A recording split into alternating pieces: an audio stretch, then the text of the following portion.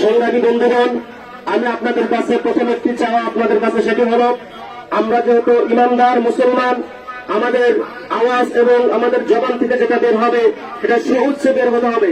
কারণ আমরা এখানে উপস্থিত হওয়ার জন্য তিনটা কারণ আছে। কয়টা কারণ? আমার যারা বলেন কয়টা কারণ? এক নম্বর, আল্লাহ রাসূল সাল্লাল্লাহু আলাইহি ওয়াসাল্লাম আমাদেরকে শিক্ষা দিয়েছেন।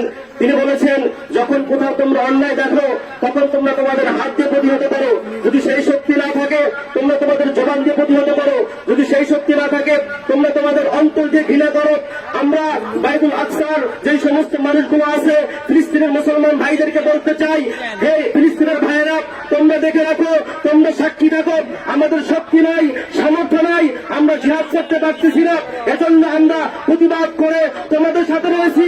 আমরা কিয়ামত পর্যন্ত তোমাদের সাথে থাকতে চাই। কথা বলে ঠিক কিনা? দ্বিতীয় নম্বর কারণে যেখানে আমরা এখানে একত্রিত হয়েছি, দ্বিতীয় নম্বর কারণ হল আমাদের সেই ফিলিস্তিনের গাজার মুসলমান ভাইয়েরা, ছোট্ট ছোট্ট শিশুরা, নারীরা আমাদের কাছে আহ্বান করেছে, ও দুনিয়ার মুসলমানেরা, তোমরা আহ্বান হয়ে আমাদের আহ্বানে সাড়া দিয়ে একত্রিত হয়ে যাও, মাঠে ময়দানে মিছিল করো, যুদ্ধ করো, জিহাদ করো। এজন্য আমরা তোমাদের ডাকে সাড়া দিয়ে আজকে আমরা হোসেনপুরের মাঠে একত্রিত হয়েছি। কথা বলে ঠিক কিনা? তিন নম্বর কারণ আমরা একত্রিত হওয়ার তিন নম্বর কারণ হচ্ছেন জাতিসংঘের কাছে আমাদের একটাই চাওয়া এবং দাবি, তোমরা স্বজনপ্রীতি বাদ দাও, স্বজনপ্রীতি বাদ দিয়ে মুসলমানদের পক্ষে তোমরা কথা বলে ঠিক কিনা? জাতিসংঘকে দেখেছি এরকম ইউনাইটেড নেশন অর্গানাইজেশন যারা মানবতার কথা বলে, কিন্তু তারা মুসলমানদের পক্ষে কোনো কথা বলে না। আমরা শুধু তাদেরকে দেখেছি ইহুদি, মুশরিক, দিন তাদের পক্ষে লড়তে দেখেছি।